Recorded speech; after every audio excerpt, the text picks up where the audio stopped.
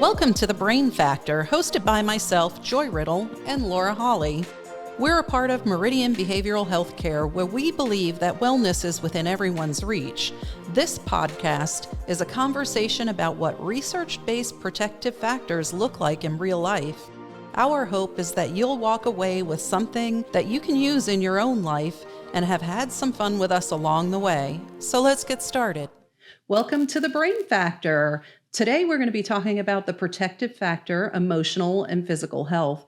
And one of the reasons that we're talking about that this month is because it's National Mental Health Awareness and Health Screening Month. That's a pretty important month. It is. And I think the screening part is so overlooked sometimes, right? Mm-hmm. Like there's a lot of awareness months. There's different, and we've talked about a lot of those here, where we're raising awareness and we're getting some education and we're learning and doing better. But the action steps involved sometimes get left out, right? So I think the screening is like, we have something to do this month. Y'all have something to do. We need to go out and make sure that we are checking ourselves and making sure that we're okay. Yeah, it's really important to do that just to make sure we're healthy. And I think with the healthcare screening, I think we learned a lot from the pandemic.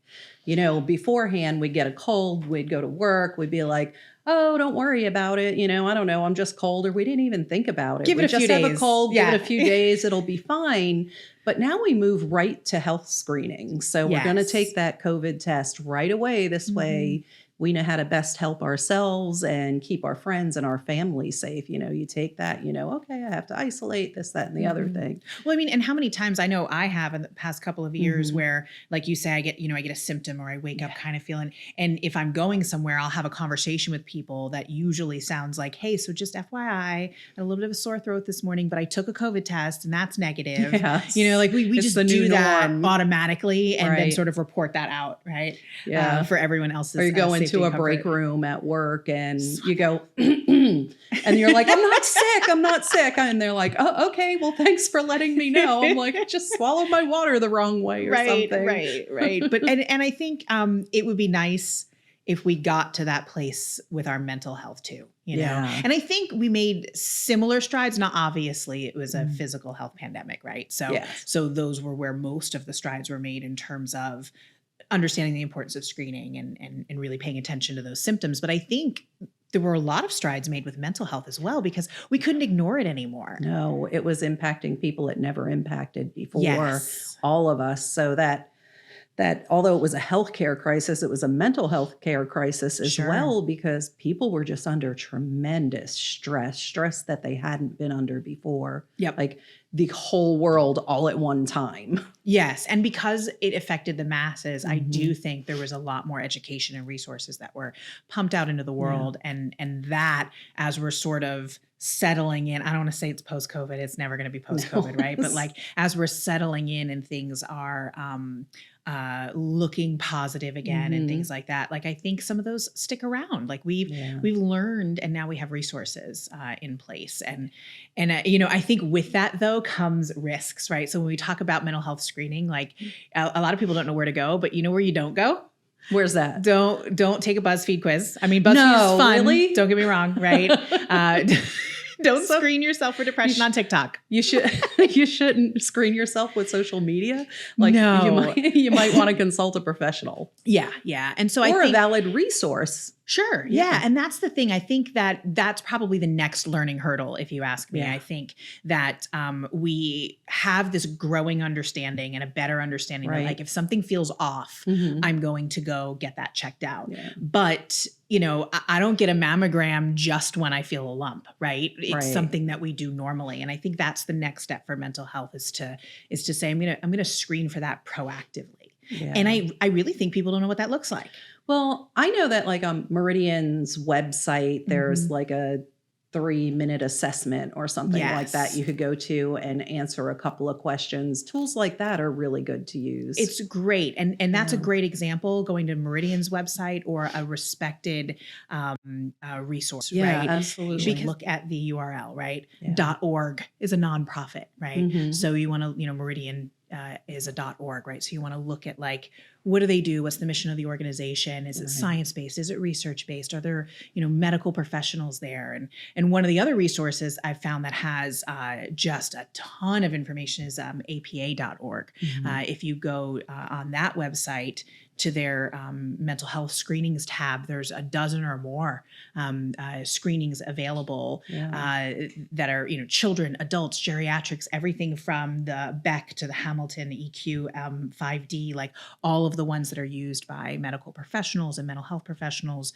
Some of them are free, some of them you pay, some of them, some of them you can only get through your doctor. But really, what I like about that site is the actual studies and the research are attached to it, so you can learn about the screening. You can read the study if that's your jam. Not everybody wants to read that, but you can at least read the abstract, and and then you can get some information about how to use it. And I think that's important. Well, I think a really great approach too, like you're saying, there's a lot of information out there, whether it be TikTok or APA or Meridian's website. A good place you can start too is your primary care provider. Absolutely. Talk to your primary care doctor. That's what they're there for. They're the ones, like, they're on the front lines trying to catch things before they happen, before you have to go to the psychiatrist or the cardiologist or something like that. So they can guide you. They can provide screenings. And plus you should be checking in on your physical health as well. Once a year you go in, you get your blood work done, annual physical, just preventative stuff. It's really important. It's so important. And the blood work is important too, because there's so many, like, vitamin deficiencies as an example. Some of those will mimic the symptoms of like severe depression. Yeah, you were mentioning that to me as we were just getting ready to record this episode, and I was like, what? Oh yeah, vitamin D. I had low vitamin D at one point and absolutely thought that I was having a mental health crisis. And it literally was I started taking vitamin D and felt good as new. B12 is similar. That gives us fatigue and that sort of thing. And if we're not producing enough of that naturally, and iron, of course, anybody who's struggled with being anemic at any point in their lives knows what that feels like. And then, some people have more than one. So if you think about, like, if you were deficient in all three, you're going to have a hard time functioning. That's a perfect storm. Sure. And you're going to feel like, you are depressed and then your anxiety is going to rise and you're going to feel like this is a mental health crisis, and it may not be. It might be a simple vitamin deficiency. So, we want to check those things. We want to check for, like you say, the screenings for the major stuff and keep ourselves healthy, mental health screenings, but also some of that stuff that's easy, Yeah. Your car starts making a noise. You don't just replace the transmission just in case, right? You check everything else first. Right? That's a fantastic point. Yeah, you check everything else first, and you start with the small stuff, and you hope that takes care of it. So I know sometimes an indicator for me is my husband. He'll be like, "Are you okay?" Yes, and then I'm like, maybe irritable. Something's going on. You're just not yourself. Then you have to decide, is that him or me? Yes. Right? Well, of course it's him. I mean, come on. Right. And we get defensive right away. But you're right. When the people that we care about and that we know love us, right? It's okay if you get defensive outwardly, but think about it anyway. If somebody's like, hey, you don't seem like yourself, you're like, what is that supposed to mean? But then, think about it anyway. So what are some of the things that we can do, as a community, as a culture? How can we help make it more okay for people to reach out? That's a great question, because we want to look at ourselves, but we also want to take care of the people around us, right? And we want to create environments. And I think you said one of the top ones, which is say something. Yeah. Right. Don't be afraid to speak up if somebody seems off, somebody that you care about isn't themselves. Ask questions. Talk to them, right? Some people are afraid of that. They don't know how to have those conversations. It's tough. I've been in those situations before, in the past with friends or that type of thing. And I was just way before I came to Meridian or learned the things that I learned during my time with Meridian. But I just didn't know what to do. I was like, I'm uncomfortable. Let me back out of this situation. And that was probably the worst thing that I could do. Sure. Yeah. And I think it's common, though. I think a lot of people feel that way. Yeah. One of the great things I think we can do to help educate ourselves and reduce some of that fear and empower ourselves is to get a little training. right? If we get trained on how to navigate those conversations, we're going to be better allies for the people in our lives that might be struggling. And I'm a huge fan of, and I'm an instructor as well, of mental health first aid, which is an 8-hour certification course. So it's like, one day. And you get a certification. It's a bullet on the resume. Well, and I'll tell you, it says 8 hours, which sounds overwhelming. I think when people hear that, they're like 8 hours, but those 8 hours, because I've been in one of yours, before, and those 8 hours go by like that because it's so interactive and interesting, and it's being applied to real world situations you get all to the do time. Case studies and it just activities. goes right by. Yeah. And it's like CPR for mental health, right? So it teaches you how to recognize when something might be off, right? And then what to do, how to have those conversations with people and sort of bridge the gap between identifying a crisis for somebody and getting them to where they can take some ownership and get some either professional help or self-help and support, right? And I just think that's super valuable. That makes us a really good ally. Meridian, I know, has, they do community classes. They're able to provide mental health first aid to like organizations, everything from like companies to churches or like any group or whatever. And then of course they're open community classes and that's at no cost. And sometimes that class can be expensive. So right now they've got a really nice grant funding to be able to do that for the community. I would absolutely take advantage of that if you are able to. They do online and in-person classes. So it kind of doesn't matter where you are. And the best way to find out about that is to either look on their Facebook page or to email mhfa@mbhci.org. Okay, so we're going to put that on the screen. I believe you should be looking at that right now. But it is MFHA, Mental Health First Aid, MHFA. See, I already messed it up. I'm glad it's on the screen, at mbhci.org.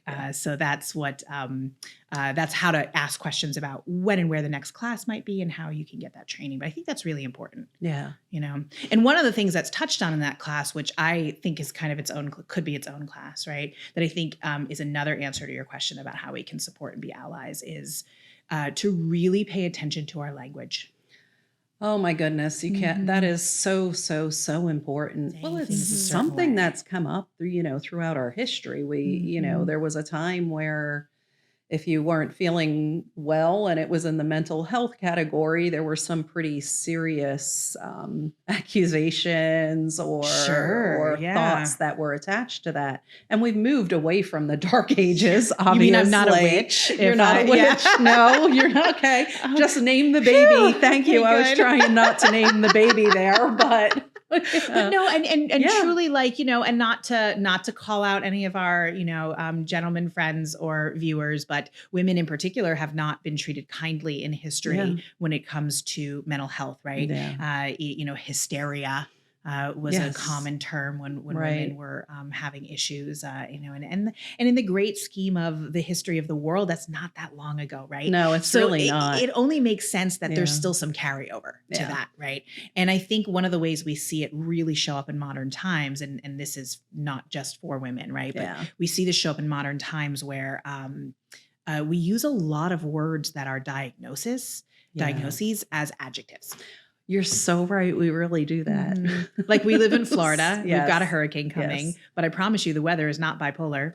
It is not bipolar. Right? It is not crazy. Yeah. There are people that are really suffering from that. And that's stigmatizing. I've made no secret of the fact that my daughter is an OCD diagnosis, right? And that at one time was very disabling.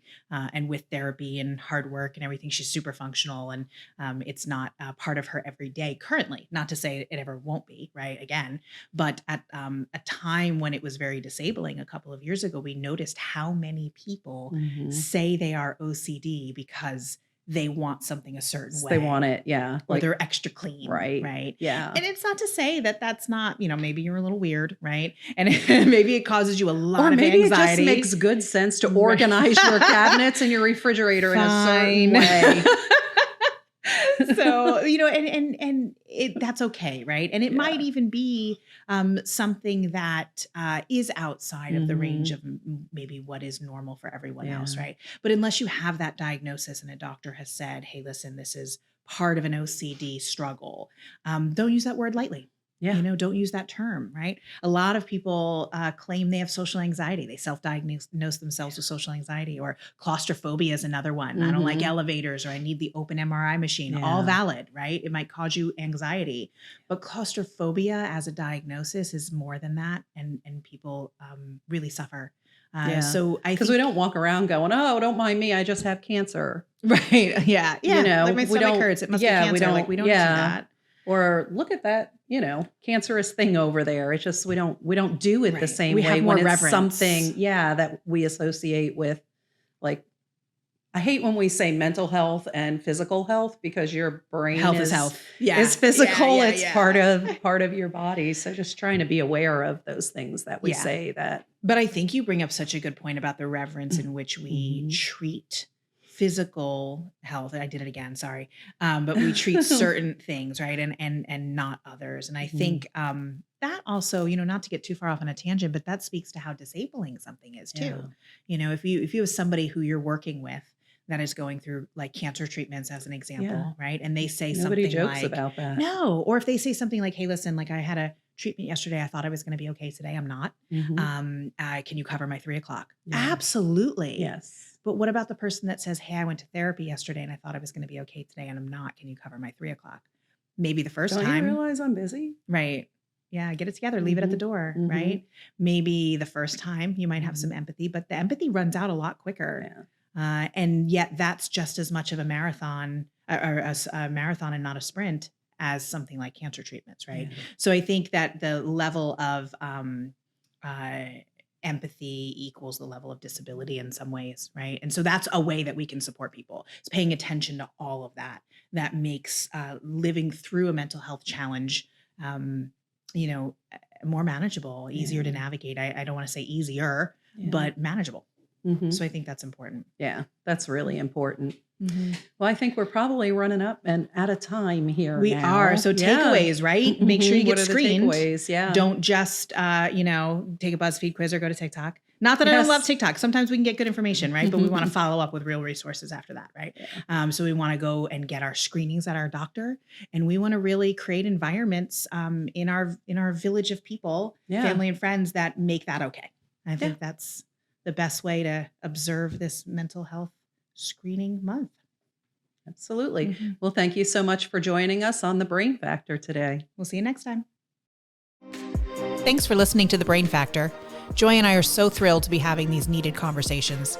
We'd love to hear your feedback on this episode, so if you could drop a comment or leave a review with your thoughts or any requests that you may have, it would be appreciated. Don't forget to like, subscribe, and share with your friends. Living a healthier and happier life starts with one step, and we're excited to be on this journey with you. Until next time.